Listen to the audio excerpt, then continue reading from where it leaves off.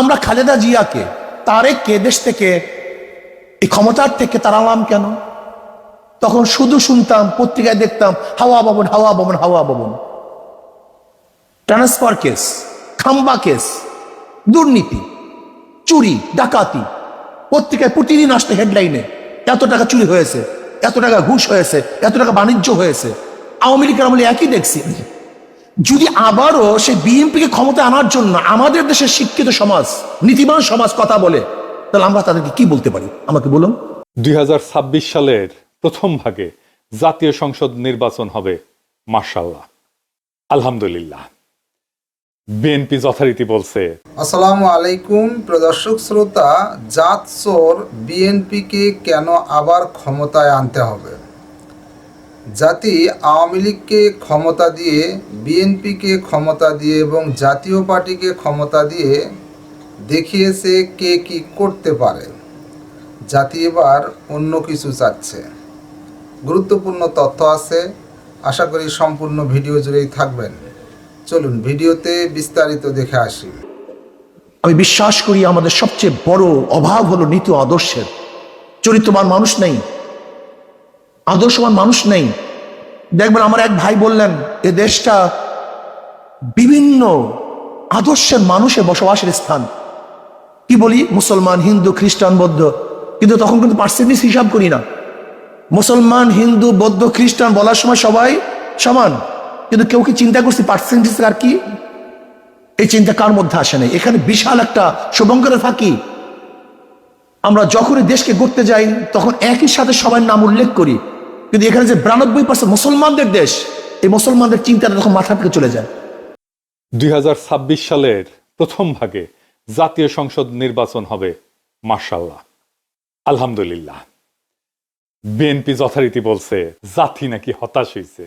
BNP রাজনীতি বাদ দিয়া মারফতি লাইনে ধরিছে, পুরা জাতির অন্তরে ঢুকা তার মনোভাব যাই না ফেলিছে।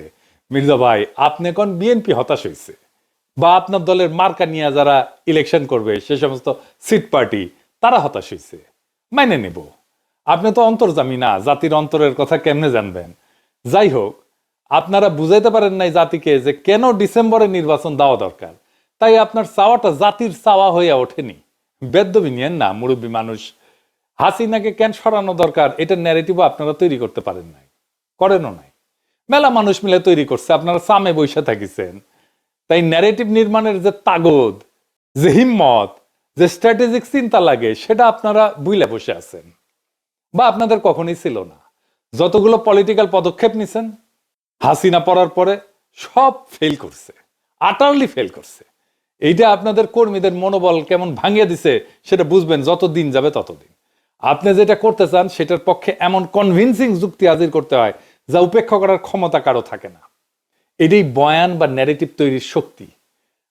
আপনারা যা দাবি করলেন এটা যে পাইলেন না, আপনাদের কর্মীদের কনফিডেন্স থাকবে 5ই আগস্টের পরে যা যা অর্জন তার সাথে আপনারা আপনাদের দলকে কানেক্ট করতে পারেন নাই। 32 নম্বর জয় বাংলা কইরা দেওয়া, আওয়ামী লীগ নিষিদ্ধ করায়, 2টা মাইলস্টোন ইভেন্টে আপনাদের কোনো সংশ্লিষ্টতা নেই। আপনারা বিরোধিতা করছেন আওয়ামী লীগ নিষিদ্ধের, ট্রল করছেন সেই সময়। আপনারা প্রফেসর ইউনূসের কাছে রোড ম্যাপ চান নির্বাচনের, আপনাদের দলের রোড ম্যাপ আছে নাই। এই 10 মাসে কি করেছেন? ভার্চুয়ালি কিছুই না। না না না, 2টা বড় কাজ করেছেন। ইন্ডিয়ার সাথে আর ওয়াকারের সাথে সিস্টেম করেছেন, দখল চান্দাবাদী করেছেন, গরুর হাট, সবজির বাজার থেকে শুরু করে টেলিভিশন কোম্পানি, পদ পদবি ইত্যাদি আর কত কিছু। আর মানুষের ঘৃণা কামাইছেন, কামাই ভালোই করেছেন। যারা একসময় বন্ধু ছিল তাদের শত্রু বানাইছেন। না না, আমরা বানাই নাই আপনাদের শত্রু, আপনারাই আমাদের বানাইছেন। আপনাদের দলের প্রতিষ্ঠাতা বলতেন বিদেশে আমাদের বন্ধু আছে, প্রভু নাই। বিদেশে আমাদের বন্ধু আছে, বিদেশে আমাদের প্রভু নেই। দেশে আপনারা বন্ধুহীন, বিদেশে কয়টা প্রভু আছে আল্লাহ মালুম। বিএনপির জন্য ডিসেম্বরের নির্বাচন চাওয়াটা একটা bad idea, very extremely bad idea. কেন জানেন? জানেন না, এটাও জানেন না। আসেন এটা আলাপ করি। ডিসেম্বরে যতগুলো নির্বাচনে বিএনপি অংশ নিচ্ছে, গোহারা আসছে, গোহারা একটা না 2টা নির্বাচনে অংশ নিচ্ছে। 2008 সালের 29শে ডিসেম্বর এই যে ফখরুদ্দিন মঈনুদ্দিনের নির্বাচনে বিএনপি গোহারা হারছে। আবার 30শে ডিসেম্বর 2018 শেখ হাসিনার অধীনে নির্বাচন, গোহারা হারছে। প্রথমটা তত্ত্বাবধায়ক সরকার ছিল, পরেরটা হাসিনার অধীনে নির্বাচন ছিল। আওয়ামী লীগ ইচ্ছা করে ডিসেম্বরে নির্বাচন ফেলতো। ওইটা তো তার খেলার মাঠ, কুসুম কুসুম মুক্তিযুদ্ধের চেতনার চূড়ান্ত অর্গাজম হয় যেই সময়, সেই সময় নির্বাচন ফেলে কর্মীদেরকে উদ্দীপ্ত করে কাজে নামাইতো। সে সিস্টেম করে ডিসেম্বরে সবসময় নির্বাচন যেন হয় ওই কাম করেছে। এটা আপনারা বুঝতে পারেন নাই। এই সালসা খাওয়াইছে বিএনপি রে ইন্ডিয়া আর ওয়াকার, তাই বিএনপি খাইছে ডিসেম্বরের নির্বাচন। নিজে কখনো চিন্তা করেনি আরে ডিসেম্বর কেন, কেন নভেম্বর বা জানুয়ারি না? নির্বাচনে তো প্রতিপক্ষ চুপচাপ বসে থাকে না, তাই না? সে কিছু করে, সে বারে বারে বলতে থাকবে ডিসেম্বরের নির্বাচনে যাবেন, বারে বারে বলতে থাকবে। আরে দূর, বিএনপি ডিসেম্বরের নির্বাচনে জিতে না। হ্যাঁ, দেখান কবে নির্বাচনে জিতেছে, দেখেন এই দুইটা নির্বাচনে হারিয়েছে গোয়ারা, এবার হারবি। আপনার ভারতে তো কুসংস্কার, আপনারা তো আবার বিজ্ঞান বিজ্ঞান করেন। জি না, এটা সংস্কার, এটা কাজ করে। ও আচ্ছা আচ্ছা, সংস্কার শুনলে তো আবার বিএনপির গাত্রদাহ শুরু হইতে পারে। যাই হোক, আমি যদি বিএনপির কেউ হইতাম, আমি অবশ্য এখন কেউ না বিএনপির, যখন তাদের কেউ ছিল না তখন ছিলাম আমি, এখন তাদের সব হয়েছে, পর হয়েছি আমি, বুঝছাও? তো যাই হোক, অসুবিধা নাই।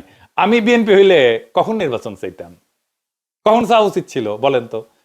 বুদ্ধি করে বলেন, মনে আসতেছে না? আচ্ছা শিখাই দিই। আমি নির্বাচন চাইতাম ফেব্রুয়ারিতে। কেন ফেব্রুয়ারিতে? কারণ দ্বিতীয় সংসদ নির্বাচন, যেই নির্বাচনে প্রথম বিএনপি সংসদে জিতে সরকারি দল হয়, সেই নির্বাচন ছিল 18 ফেব্রুয়ারি 1979 সাল। ওই সংসদ ছিল এক ঐতিহাসিক সংসদ। এত ব্রাইট আর তুখর সংসদ বাংলাদেশে আর পায় নাই। ওইটাই বিএনপির প্রথম রাষ্ট্র পরিচালনা, রাষ্ট্র গঠন, খেলতে নেমেই চ্যাম্পিয়ন হয় বিএনপি। আর তখন জিয়াউর রহমান নেতা, প্রেসিডেন্ট, যাকে বলে সোনায় সোহাগা। বিএনপির যাত্রা শুরু, রাষ্ট্র ক্ষমতা জিয়াউর রহমানের অধীনে, নতুন রাষ্ট্র গঠন, বাকশালের ধ্বংসস্তূপের উপরে নতুন গণতান্ত্রিক বাংলাদেশ তৈরি করা। আর পঞ্চম জাতীয় সংসদ নির্বাচন, খালেদা জিয়া প্রথম জিতে সরকার গঠন করে, সেটা ছিল 27 ফেব্রুয়ারি 1991। ওই নির্বাচনে খালেদা জিয়া রাজনীতিবিদ থেকে রাষ্ট্রনায়ক হয়ে ওঠেন। বিএনপির দুইটা ল্যান্ডমার্ক নির্বাচন, দুইটাই ফেব্রুয়ারিতে। রাজনীতিতে তো আপনাদেরকে হিস্টোরিক্যাল ন্যারেটিভের শুরুতে পৌঁছায় দিতে হয় কর্মীদেরকে, আপনাকে কানেক্ট করে দিতে হয়।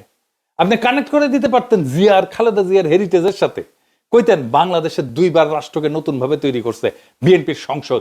আমরা ইতিহাসের সেই মহেন্দ্রক্ষণে ফিরে যাব যখন শহীদ প্রেসিডেন্ট জিয়াউর রহমানের হাত ধরে বাকশাল উত্তর বাংলাদেশ তৈরির সময় বিএনপি গঠিত হয়েছে। তারা নির্বাচনে অংশ নিচ্ছে প্রথমবারের মতো জিয়াউর রহমানের নেতৃত্বে। বাংলাদেশের সত্যিকারের নির্মাণ শুরু হয় এইখান থেকে। তারপর দ্বিতীয়বার শহীদ জিয়ার মৃত্যুর পরে ফিনিক্স পাখির মতো ধ্বংসস্তূপ থেকে বিএনপি উঠে দাঁড়ায় একটা সফল গণ অভ্যুত্থানের নেতৃত্ব দিয়া। স্বৈরাচারের পতনের পরে নতুন করে রাষ্ট্র পুনর্নির্মাণের শুরুর সেই সময়টা, দুই নির্বাচনী ফেব্রুয়ারিতে।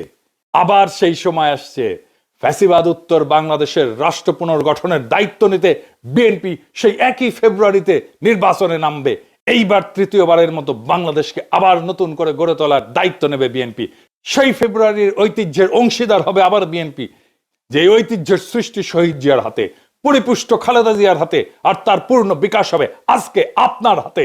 আপনারা সেই যোগ্য উত্তরাধিকার, যারা জিয়ার জ্বালায় যাওয়া মশাল হাতে জাতিকে আবার নতুন করে পথ দেখাবেন, আবার ফিরে আনবেন সেই ঐতিহাসিক মুহূর্তকে। আপনার কর্মীর রক্তে আগুন ধরে যাবে, ঝাঁপায় পড়বে আপনার কর্মীরা। এই কাজটাই আমরা করেছি, আমি তো করেছি। আপনারা তো বক্তৃতাও দিবার পারেন না, কর্মীদের জায়গায় তুলতে পারেন না, খালি কইতে পারেন প্রস্তাব করে ভাষায় দিব, 24 ঘন্টা টিকতে পারবেন না, হ্যাঁ ফু দিলে উড়ে যাব, এই সমস্ত, এর বাইরে কিছু কইতে পারেন না। কর্মীরা আপনাদের বক্তৃতা শুনে না, কথাই শুনে না। আজকে আপনার কর্মীরা এসে কয়, এগুলো শিখাইছেন যে আমি মানুষের ইমোশন নিয়ে খেলা করি। রাজনীতি তো ইমোশনই, ইমোশন ছাড়া কেউ বন্দুকের সামনে বুক পাইতে দেয়? আবু সাইদ কিসের জন্য বুক পাইতে দিছিল? আপনি এমন স্বপ্ন দেখাবেন যে সে মনে করবে এই স্বপ্ন অর্জনের জন্য জীবন দিয়ে দেওয়া যায়। আপনার তার হৃদয়কে ছুঁইতে হবে, বুকের ভিতরে আগুন জ্বালাই দিতে হবে, তারপরে সে বলতে পারে বুকের ভিতর অনেক ঝড়, বুক পেতেছে, গুলি কর। ওইটা ইমোশন। ইমোশন ছাড়া রাজনীতি নাই, ইমোশন ছাড়া সৃষ্টি করা যায় না, ইমোশন ছাড়া বিপ্লব করা যায় না, ইমোশন ছাড়া অভ্যুত্থান করা যায় না, ইমোশন ছাড়া দেশকেও ভালোবাসা যায় না। যাই হোক, আমরা একটু বিশ্লেষণ করে দেখি কেন প্রফেসর ইউনূস এপ্রিলে নির্বাচনের কথা বললেন। প্রফেসর ইউনূস কেন বলছেন এটা উনার বিবেচনা, কিন্তু আমার যা মনে হয়েছে যে যুক্তিগুলো কাজ করছে, এক নম্বর হইতেছে বিচার এবং সংস্কার সম্পন্নের জন্য সময় প্রয়োজন। ফ্যাসিস্ট আওয়ামী সরকার যে রাষ্ট্রীয় সন্ত্রাস এবং সম্পদ লুণ্ঠন করছে তার বিচার এবং চলমান কাঠামোগত সংস্কার সম্পন্ন করতে আরো সময় দরকার।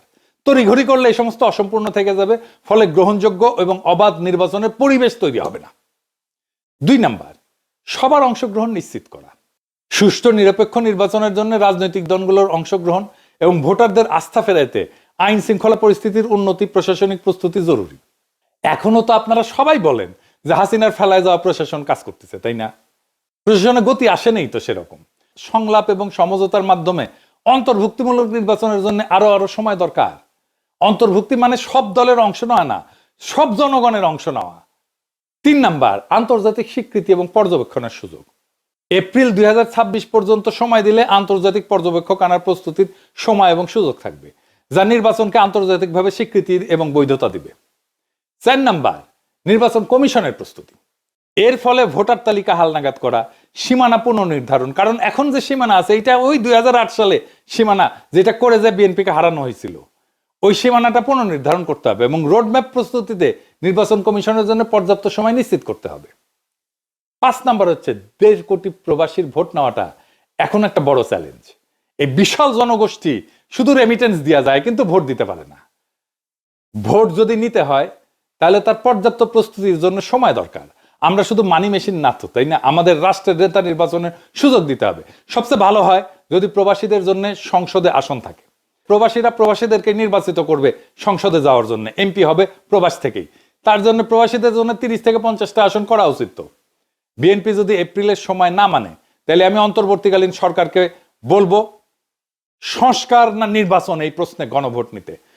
জিয়াউর রহমান গণভোট করছিল, আমাদেরও গণভোট করা যেতে পারে। রাজনৈতিক দলের রাহাজানি বন্ধ করার টাইম আসছে। রাজনৈতিক দল মানে দেশের মালিক না, সে যা খুশি বলবে আর আমরা সারা দেশের লোক মেনে নেব। গতকালকে স্ট্যাটাস দিয়েছিলাম তো ফেসবুকে প্রফেসর ইউনূসের বক্তব্যের আগে, সেটাই প্রফেসর ইউনূস বলছে। অনেকে বলতেছে যে প্রফেসর ইউনূসের বক্তব্যে নাকি আমার এপিসোডের প্রতিধ্বনি শুনতে পেয়েছেন।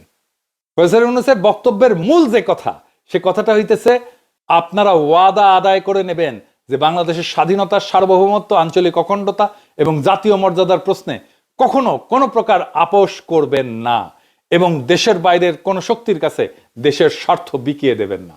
এটাই মূল কথা। এইবার আপনি শুনেন আমার কিছু এপিসোড, শুনেন এডিটর সাহেব, শুনান, তারিখ দিয়ে দিন।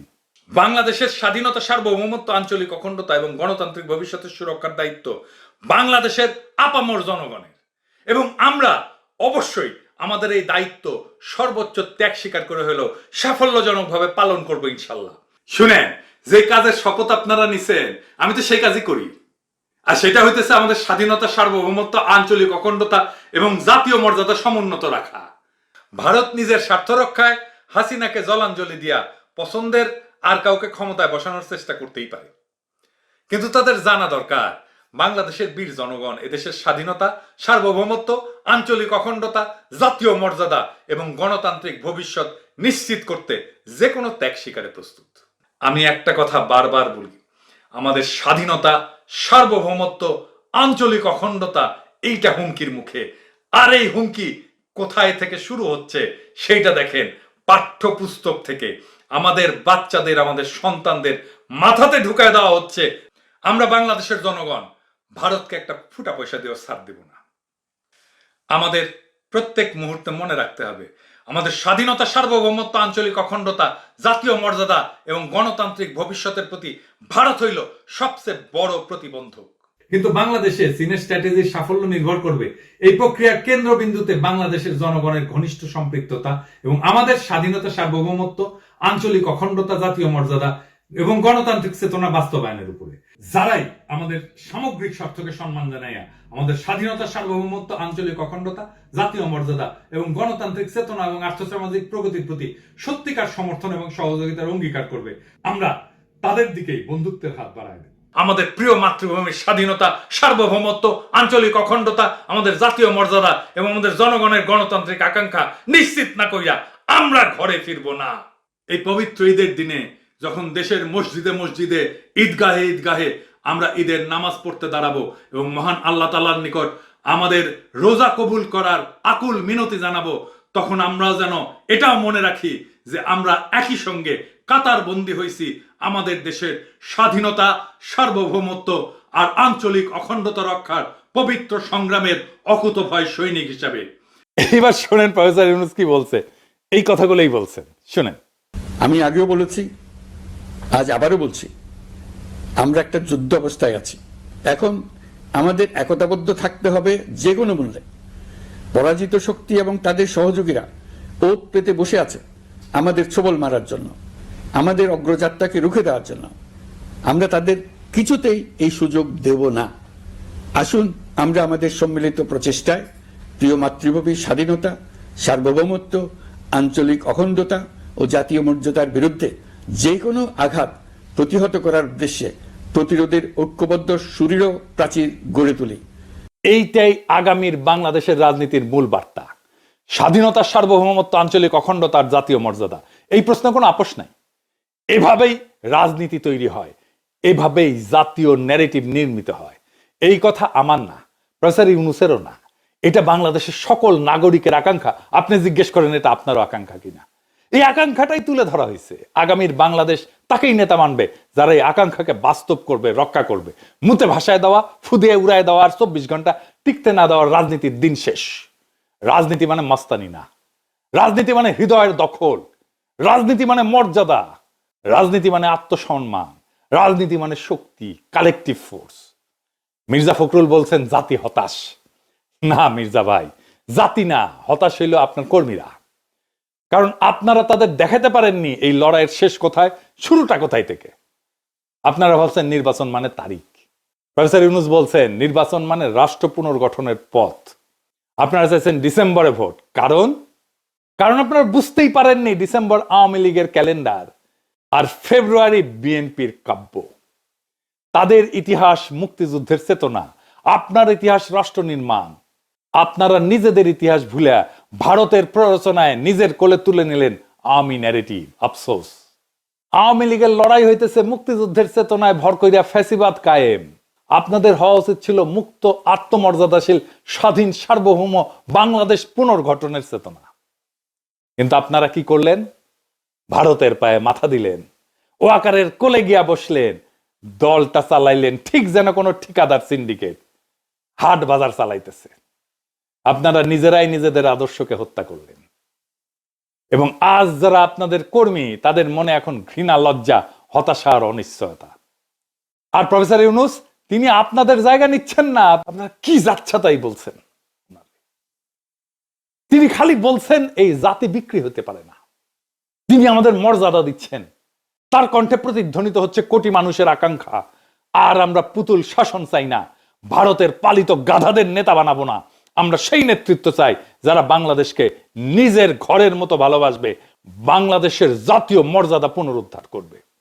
এই ঈদে তাই আনন্দের চেয়ে বড় হয়ে উঠুক এক শপথ, আমরা নিজেদের রাষ্ট্র আবার নিজেদের হাতে তুলে নেব। আমরা সিদ্ধান্ত নেব কবে নির্বাচন হবে, কারা করবে, কিভাবে করবে। আর এই সিদ্ধান্ত হবে গণতন্ত্রের, দিল্লির না। এই সিদ্ধান্ত হবে জনগণের, ওয়াকারের না, চাটুকারদের না। এই ঈদে শুধু আমরা পশু কোরবানি দিব না, আমরা কোরবানি দিব ভয়ের, আত্মসমর্পণের, দুর্বলতার। এই ঈদে ঘোষণা হোক বাংলাদেশ কারো জমিদারি না, না রাজনৈতিক দলের, না দিল্লির, না ওয়াকারের। আমরা সাধারণ জনগণ সবাই এই দেশের মালিক। আমাদের কথায় দেশ চলবে। রাজনৈতিক দল আমাদের আকাঙ্ক্ষার বিরুদ্ধে গেলে গুল্লি মারি সেই দলকে। ঈদ মোবারক। ইনশাল্লাহ আগামীর বাংলাদেশ আমরা ফেরত আনবো রক্তে, ঘামে, স্বপ্নে। ইনকিলাব জিন্দাবাদ। প্রিয় দর্শক শ্রোতা, এই বিষয়ে আপনার মন্তব্য থাকলে লিখতে পারেন কমেন্ট বক্সে আপনার মন্তব্য।